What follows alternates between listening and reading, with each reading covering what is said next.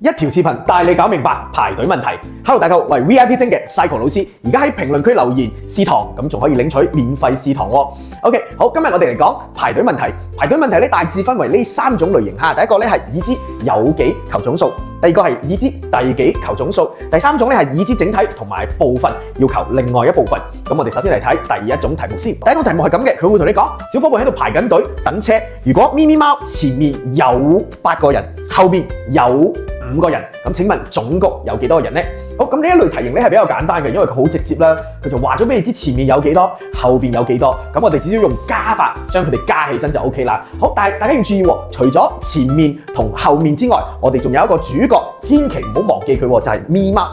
所以我哋喺加嗰陣嗱，前面8個加上中間呢一個咪咪貓，再加上後邊呢5個先至係我哋嘅總數，所以就係8加1加5等於14。好，嗱，呢類題型比較直接，佢直接話俾你知有幾多，咁我哋都知有幾多係唔包括佢自己嘅，佢前面有8個，呢8個人唔包括佢，佢後邊有5個，呢5個人唔包括佢。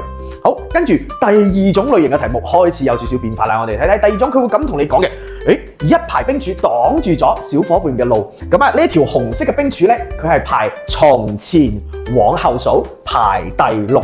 簡單啲嚟講，即係正數第6。咁然後咧，佢會排從後往前數嘅第7個，亦即係話佢排倒數第7。好啦，佢排正數第6，倒數第7。請問總共有幾多個冰柱？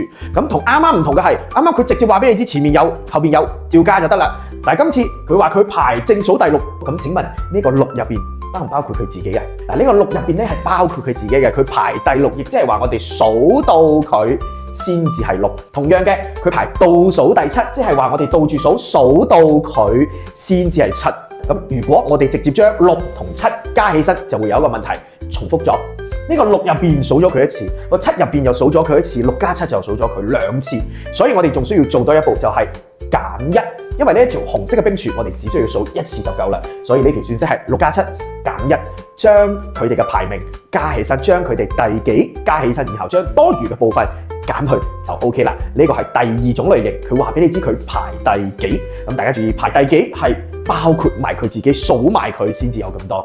咁我哋再嚟睇第3種類型嚇。第3種類型咧又唔同咗喎。第3種類型係佢會話俾你知總數，而家唔使你自己計啦。佢話俾你知總共有15棵蒙蒙草。然後咧呢一棵紅色嘅，佢又話俾你知喎，佢係正數排第9，從前往後數排第9。咁請問佢排倒數第幾？即係從後往前數第幾咧？啱啱我哋已經學習咗啦，排第幾？呢個第幾係包括佢自己嘅。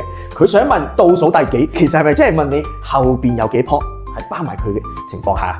好，咁我哋而家嘅目的就轉換咯喎，將求排名變成咗求後邊有幾多棵。咁啊，計算部分我哋前面已經講過，計算部分用減法，所以我哋直接攞15減9就可以計到後邊有幾多棵啦。因為前面9棵減咗佢，後邊有幾棵。但係我哋要計紅色排第幾，我哋喺減9嘅過程當中，係咪將紅色都減走咗啦？所以咧，我哋需要將呢個紅色重新加翻嚟，15減9再加1。嗱，計算佢排倒數第幾，你就將前面嘅減晒佢，然後咧，我哋再將呢個主角加翻嚟就 OK 啦。今日我哋嘅排隊問題就講到呢一度咯喎。咁啊，課後咧有一個小練習喎，你哋可以同爹哋媽咪一齊嚟講講呢一道題目，你係點樣計算嘅？關注 VIP Think，我哋一齊嚟學習更多有趣嘅知識。